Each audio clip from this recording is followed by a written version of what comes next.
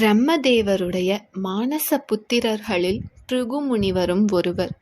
பிருகு முனிவரின் தேஜஸை பார்த்துட்டு வருண பகவான் பிரம்மதேவர் கிட்ட கேட்குறாங்க, உங்களுடைய புத்திரனான பிருகு முனிவரை நான் தத்தெடுத்து கொள்ளலாமா அப்படின்னு கேட்குறாங்க.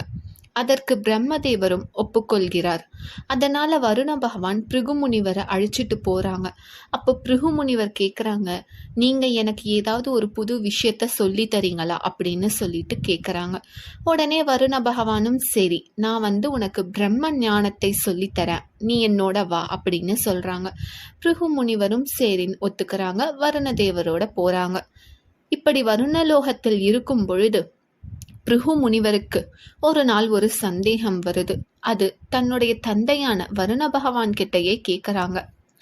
அப்போ அவங்க கேட்குறாங்க, இந்த உலகத்தில் அனைவரையும் விட சிறந்தவர் அப்படின்னா யாரு? யார்தான் கடவுள்? அந்த கடவுள் எப்பொழுதும் இருப்பவராக இருக்கணும், அப்படிப்பட்டவர் யார் அப்படின்னு சொல்லிட்டு ஒரு கேள்வி கேட்குறாங்க. அப்போ வருண பகவான் சொல்றாங்க, கடவுள் அப்படிங்கிறவர் எப்பொழுதுமே இருப்பாங்க. அவங்க பிரளயத்துக்கு முன்னாடியும் இருப்பாங்க, பிரளயத்துக்கு அப்புறமும் இருப்பாங்க. அவங்க இல்லாத இடமே கிடையாது, அவர்தான் கடவுள் அப்படின்னு சொல்றாங்க. அதற்கு பிருகு முனிவர், யார் அந்த கடவுள் அப்படின்னு கேட்குறாங்க. அதற்கு வருண பகவான் சொல்றாங்க, நீயே யோசிச்சு சொல்லு அப்படின்னு சொல்றாங்க. அப்போ பிருகு முனிவர் யோசிக்கிறாங்க, எல்லாரும் வாழணும் அப்படின்னா அவங்களுக்கு அன்னம் தேவை, அதனால அன்னபூரணி தான் கடவுளா அப்படின்னு கேட்குறாங்க. வருண பகவான் இன்னும் கொஞ்சம் யோசி அப்படின்னு சொல்றாங்க. அப்புறம் மறுபடியும் பிருகு முனிவர் சொல்றாங்க, எல்லாரும் வாழணும் அப்படின்னா காற்று, அந்த சுவாசம் தான் முக்கியம், அதனால வாயு பகவான் கடவுளான்னு கேட்குறாங்க. அதற்கு வருணர் இன்னும் யோசி அப்படின்னு சொல்றாங்க. அப்போ பிருகு முனிவர் சொல்றாங்க, நம்ம சிந்தனைகள் யோசனைகள் எல்லாமே மனதில் இருந்து தான் வருது, அதனால நம்மளுடைய மனம்தான் கடவுளா அப்படின்னு கேட்குறாங்க. அதற்கும் வருண பகவான் இன்னும் கொஞ்சம் யோசி அப்படின்னு சொல்றாங்க. அப்புறம் பிருகு முனிவர் சொல்றாங்க, ஒவ்வொரு உயிர்க்குள் இருக்கும் அந்த ஜீவாத்மா இல்லை அப்படின்னா அந்த உடலே ஒரு ஜடமாக மாறிவிடும், அப்போ அந்த ஆத்மா தான் கடவுளா அப்படின்னு கேட்குறாங்க. அப்போ வருண பகவான் சொல்றாங்க, நீ முன்பை விட நல்லா தேறிட்ட, அதனால இன்னும் கொஞ்ச நாள் போனா உனக்கே புரிஞ்சிடும், உன்னுடைய பதிலில் முன்னேற்றம் வந்து விட்டது அப்படின்னு சொல்லி விட்டுறாங்க. அப்பையும் பிருகு முனிவருக்கு இந்த ஆர்வம் இருந்து கொண்டேதான் இருக்குது. அப்போ அவருக்கு தோணுது, சரி பிரம்மதேவருடைய புத்திரர் தானே, அதனால நம்ம பிரம்மதேவர் கிட்ட தவம் செஞ்சு வேண்டி வரம் கேட்கலாம் அப்படின்னு சொல்லிட்டு பிருகு முனிவர் பிரம்மதேவரை நோக்கி தவம் செய்கிறாங்க. பிரம்மதேவர் காட்சி தந்து என்ன வரம் வேண்டும் அப்படின்னு கேட்குறாங்க.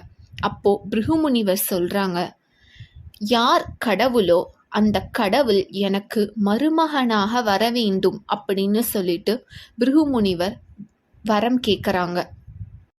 அதற்கு பிரம்மதேவரும் சம்மதிச்சிடுறாரு.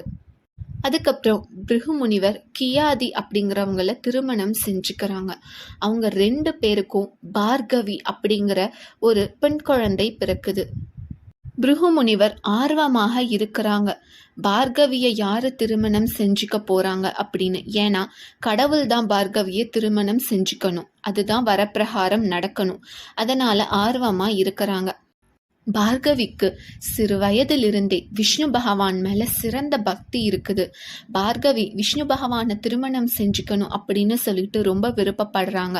பார்கவியோட விருப்பத்தை நிறைவேற்றுவதற்காக விஷ்ணு பகவான் பார்கவியை திருமணம் செஞ்சுக்கிறாங்க. அப்போ பிருகு முனிவருக்கு எல்லாமே புரிஞ்சிடுது. பகவான் விஷ்ணு தான் அனைவரையும் விட பெரியவர், அவர்தான் கடவுள் அப்படிங்கிற விஷயத்த பிருகு புரிஞ்சுக்கிறாரு. பிரம்மதேவர் தந்த வரப்பிரகாரம் விஷ்ணு பகவான் வந்துட்டாரு. வருண பகவான் கொடுத்த உபதேசம் பிரகாரம் அனைத்தும் தெரிந்துவிட்டது. அதனால பிருகுவிற்கு மிகவும் மகிழ்ச்சியும் வருது.